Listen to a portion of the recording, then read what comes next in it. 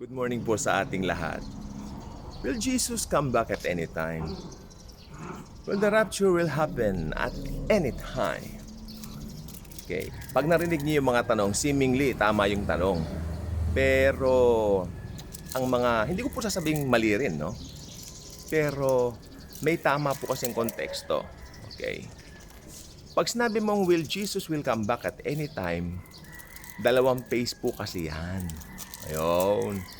Yung ibang Kristiyano, ibang mga kapatid natin, yung mga kulang sa aral, kanalan po natin, kulang sa aral ng salita ng Diyos, especially eschatology, kasi kinatatamaran nila yan. Siguro dahil mahirap daw unawain.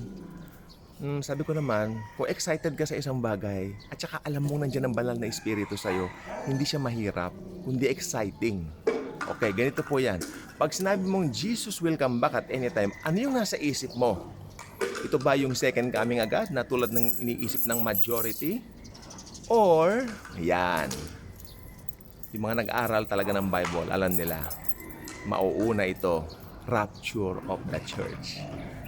Pagdating ni Jesus sa kanyang mga believers, hindi sasaya ng kanyang mga paa sa lupa. Okay? Nakasuspend ang Panginoong Jesus sa langit, waiting for us. Tayo papaitaas po tayo. At ang sabi po ng Bible maliwanag, tayo mga nabubuhay pa ay hindi mauuna dun sa mga namatay na. Ibig sabihin, mabubuksan muna mga libingan nila, babangon muna yung mga kapatid natin na namatay na kay Christ, no? At sila po ay papalitan ng bagong katawan. And then tayo mga nabubuhay pa together with them, papalitan din ang katawan natin ng glorified bodies, at tayo ay sabay-sabay na papaitaas at sasalubong sa Panginoon sa himpapawid. Yan po ay isang doktrina at isang aral na napakalinaw.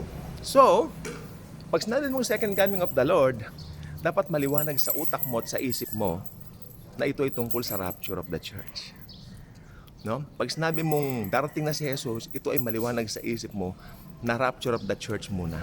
Lalo na pag ikaw ay believer. Okay po ba? Ngayon, tungkol naman po doon sa salitang magra-rapture na raw ba anytime? Okay. Magra-rapture na ba anytime? As if meron naman pong senyales ang rapture. Wala pong senyales ang rapture. Ang rapture po ay isang revelation. Okay. Ito po ay hindi po katulad ng ibang mga prophecy na nababasa natin sa Book of Ezekiel, Book of Daniel, in even some other books na mga hinulaan ni Jesus sa New Testament na nagkarawang tao siya. Hindi po doon. Sapagkat ang rapture po ay special revelation kay Pablo. Meron din po ako mga maling turo dati. Yung isa naglalakad, kukunin yung isa, maiiwan yung isa. Actually po, iyan po pala, namulat lang po ko. It's not about us. It's for the Jews. So meron pong ibang kahulugan doon. Hindi po yan na rapture of the church. Walang anything na connection sa mga Hudyo ang rapture of the church.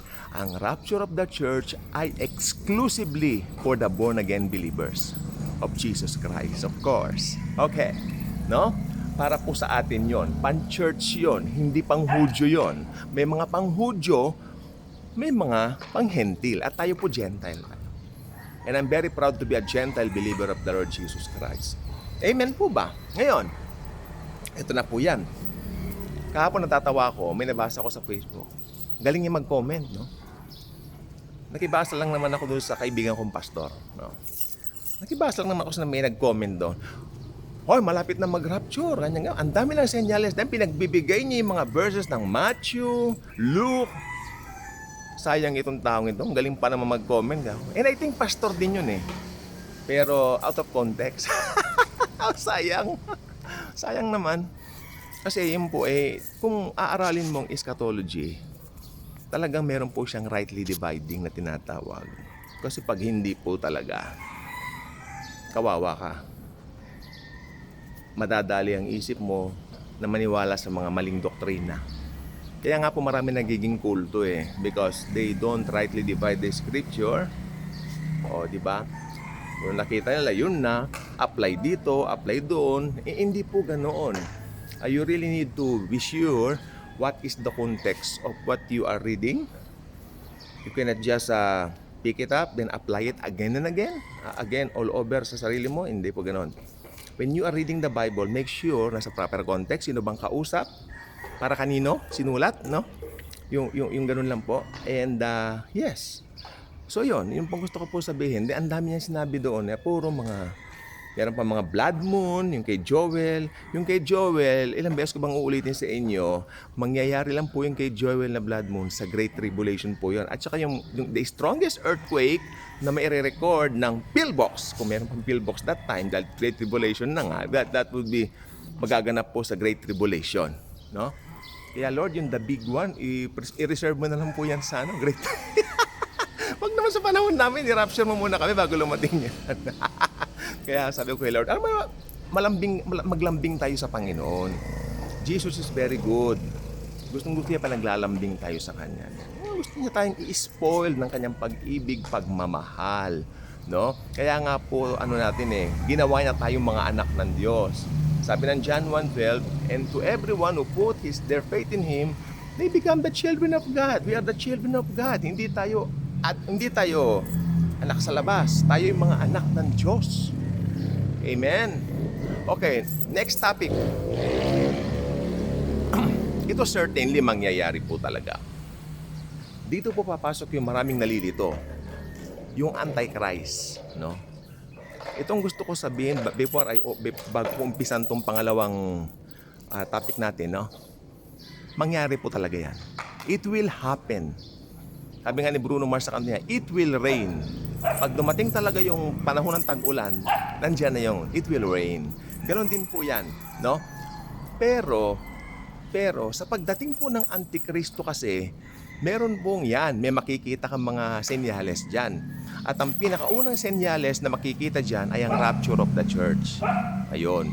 Yung rapture of the church mismo na ang naging senyales. Kapag ka nag-rapture na, lalabas na yung Antikristo. Tuloy-tuloy na po yung 7 years of tribulation. Talagang may Antikristo. Ngayon, si Jared Kushner daw ba ang Antikristo? Si Donald Trump, ang daming pinangalanan. May Macron pa, no? Ano pa? Ang daming pinangalanan, ang gagaling magpangalan no? Puro turo ng turo. Ingat po tayo sa ganyan, mga kapatid ko kay Kristo. Sapagkat yung Antikristo po ay hindi natin mamimit. As the believers of the Lord Jesus Christ, He will make sure that we are already raptured before that man of lawlessness will come out of the sin and deceive the world. Okay? That is a very, very important thing for us believers of the Lord Jesus Christ needs to know. Hindi na natin makikilala kung sino siya. Bakit ba siya gusto siyang kilalanin? Nagtataka naman ako sa mga kapatid natin. Bakit gusto niyo siyang kilalanin? Hindi na po natin siya mamimit. It's not our business to meet Him or to be interested of meeting Him because we are going to meet the real Lord Jesus Christ. Yung totoong Diyos ang makikita natin, si Jesus Christ. Sa araw ng rapture, that will be the most or the best day of our lives as believers. Kalain mo, yung mga paghihirap mo sa mundo, yari na. Pero hindi po yun, Naway wag maging ganyan ang kaisipan nyo. Naway maging kaisipan nyo, hey, I really need to meet Jesus because I am too excited to thank Him personally for what He has done for me on the cross. Ayan ang tamang kaisipan. Hindi yung, hey Lord, sana mag-rapture na matakasan ko yung mga problema ko. Ang dami, Lord, ang dami kong problema. Ang dami kong utang, ganyan. Ang dami kong bayarin. O yan. Mga kapatid, Kristiyano po tayo. At sa bawat araw, hindi tayo iniiwan ni Jesus. Okay? So tayo po ay dapat araw-araw i-expect natin siya na darating na siya with the right motive in our hearts na excited tayong ma-meet siya para makasama na natin siya forever. Yan po ang tamang hangarin ng puso ng bawat mananampalataya. Okay?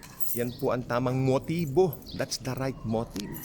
Not the other way around na para matakasan ang mga problema. Well, sa ayaw at sa gusto naman ninyo pa nag-rapture po talagang lahat ng problema tapos na, talagang matatakasan mo. Pero hindi matatakasan ang tawag doon. Ang tawag doon, pagliligtas ng Panginoon sa'yo. Kung ano man yung sitwasyon mong pangit ngayon, pag nag-rapture, niligtas ka niya, niligtas siya tayo dito sa pangit na situation natin ngayon. Kaya kung hindi pa po kayo ka-good vibes, huwag magpauli, maging ka-good vibes na. Share this video, share Jesus.